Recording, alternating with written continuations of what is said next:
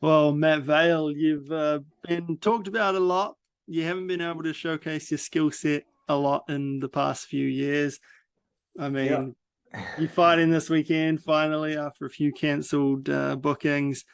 First of all, man, just how does it feel for you being, 3 or 4 days out from this fight on Beatdown Promotions?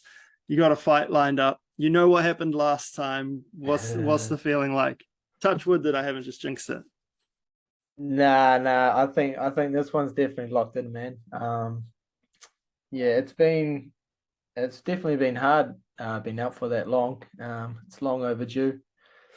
Definitely been working pretty much this whole year towards a fight, and nothing had sort of come about. And then obviously the last two opponents sort of fell through, and then yeah, ended up in Australia for the last one, and yeah, found out when I landed. So it was pretty disappointing, but we're here a couple minutes later, and yeah, a few days going to be back over there. So I think um, with the past of like this guy's or my new opponent, he's had so many fights. So I think this guy's not really going to let anything small get in his way of stepping in there with me. So it's good to.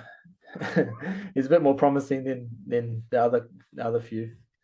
Yeah, I just had a quick look on his Tapology page, and he's what 39 and 18 across various combat sports. So Yeah. I imagine it's going to take like a broken leg or something to stop him from stepping in there. What Yeah. what else do you know about Will Chope other than his record?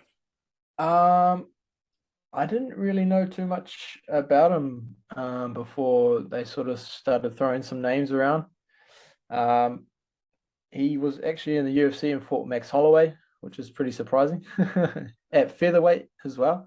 So yeah, he's quite a tall guy. I think 6'4" maybe. So um, likes to use his sort of Muay Thai style and clinch. Um, that's kind of his thing. So yeah, looking to take advantage of that and get a good win. It's definitely a good record to get a win over. So yeah. Yeah, once fought at featherweight, now up a couple of weight classes at welterweight. Yeah. It's a smart move, especially for a Smart guy move, that's yeah. all. Oh, I reckon it'll be a dreadful cut. I mean, could you imagine making that cut? uh just the thought of having to diet like for a couple months is just painful enough, eh? I just dieting for a couple of weeks is already pain. Oh, good man. Well, this is only your second fight since 2018. For people who might not follow you on social media or what have you, can you kind of just run us through why that's been the case for you? Yeah, so I had a fight in Japan. I think that was probably like 2018. That was sort of right on the edge of getting into the UFC. So it was me versus Takashi Sato, who ended up winning the bout, and he ended up in the UFC straight away. So yeah, there was a few things came 100%. So it showed in the fight. Um, and then pretty much straight after that fight, I ended up breaking my hand in sparring just at home. So that was like another layoff. So I just spent yeah, it was good 6 months of just not being able to really punch. So we ended up just doing a lot more grappling and that kind of style of things. Just kept consistent with the training. Um, and yeah, then the COVID settled in, and I think everyone around, like at least it was everyone that was affected the same with COVID. It wasn't like just New Zealand or anything like that. So that came through, really put a hold on things, and we managed to have a fight. I think it was exactly 2 years ago almost. I fought on XFC in Dunedin, so a local show. Um, we got yeah, had a fight on there, and from there that was pretty much the only thing we could get locked in until this point. So I think definitely this year found a bit more of a move with everything, and everything's sort of getting back to normal. So it's definitely promising, but it almost feels like 4 years have just gone down the drain. It's frustrating, man. Yeah. I guess, especially being so close to the UFC as you were heading into that loss against Takashi, now that you've had 4 years, it's been a struggle to get fights, not obviously on your own doing, but things are ramping up again. UFC's coming back to Perth in February. Do you feel like this one is a opportunity for you to, I guess, put your name out there for potentially a call up to that card? Yeah, 100%. I think it's almost good timing with that.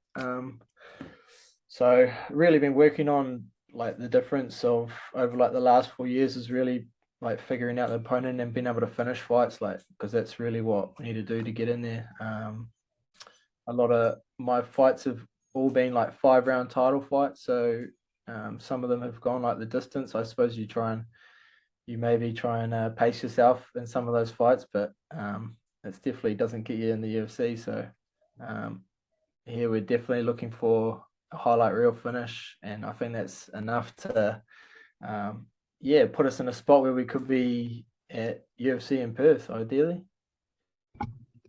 With so many, I guess, up and coming athletes now, we're seeing a lot of the rise in mixed martial arts in New Zealand, and I guess that shows in all these other little promotions popping around, like Beatdown. Obviously, Damien Brown runs this, and this is a relatively new one. I think they've had 1 or 2 shows.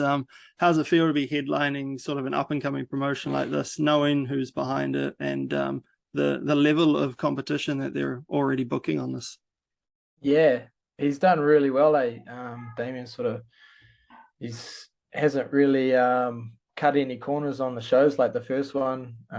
Obviously, we still watched it. There were some awesome fights on there, and just the venue and everything was just so well run for like a first fight. You got a free live stream on YouTube, and that's pretty ideal for everyone back home. It's definitely cool. He was real keen to help us out to try and get people to fight, people to fight me. And since the last one fell through, he promised that we'll be able to sort something for this time. So he has stopped at nothing. Now we've got Will Chope. I'm not too sure if he's flying from Perth or maybe Thailand. So it's good. He's following through with his promises. But you won't be the only Kiwi on the card, which is always nice to see. Main eventing though, is this one a 5-round or a 3-round? Just 3-round fight. Yeah, I think only if it's like the UFC.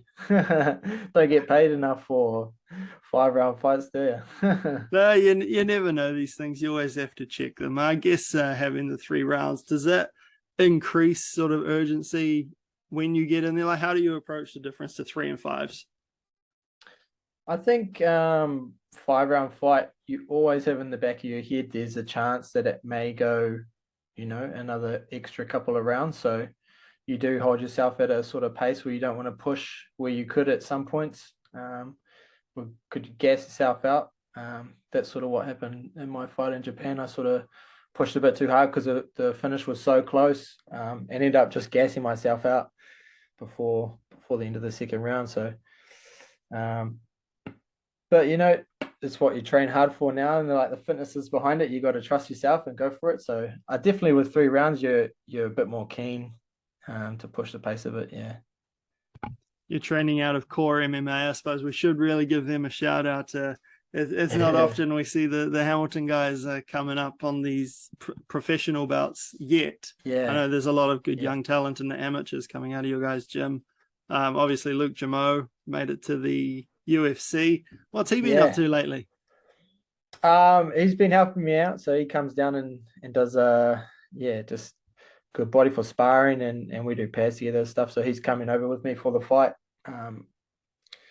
He's sort of been stuck as well, though, I think, with the whole travel thing and COVID. He's doesn't really want to fight, locally, as he would only want to do something that's sort of worth the time. Apart from that, I think that's pretty sad the way that the last 4 years have gone, and just with COVID and everything has kind of slowed a lot of people down. Yeah. How has it been, I guess, having someone like him to, I guess, be an ear for you to chip away at if things are getting a little bit too frustrating, as you've mentioned? Yeah, it's sort of it's good to have a group around, like even just everyone else at the gym, just staying like motivated. And that's what's been good about this year is that we have a lot of kickboxers in our gym as well. And one of our coaches runs a big Nisa Fury in Hamilton. It's one of like the biggest kickboxing shows. It's there over in Australia as well. So a lot of the guys from the gym fight on that. And so the last few months, we've all been training, keeping it real consistent. And yeah, it's just having other people around with the same motivation with you is a big thing. Because yeah, if you're doing it always by yourself, it's definitely a bit of a struggle. I can imagine. Obviously, fighting in Brisbane this weekend. What's the schedule like? We're here on what, Tuesday afternoon, so probably what, 4 days out from fight day. What does it look like for you? Yeah, so tomorrow we'll just have a bit of a move around, bit of a sweat up usually. Just in the middle of like a little bit of a weight cut. So we'll get to Thursday and flying out in the afternoon. Nice afternoon fight at least. It's the later the better, eh? Touchdown in Brisbane. Pretty much wake up Friday, hopefully pretty close to the weight, and then weigh in lunchtime, and rehydrate, refuel, ready to go Saturday, and yeah, Saturday night, get the hand raised, get a highlight reel. That's us. Absolutely, man. Well, I think I'll leave it at that. I've taken enough time off your hands. Thank you very much for the time, and hope all goes to plan.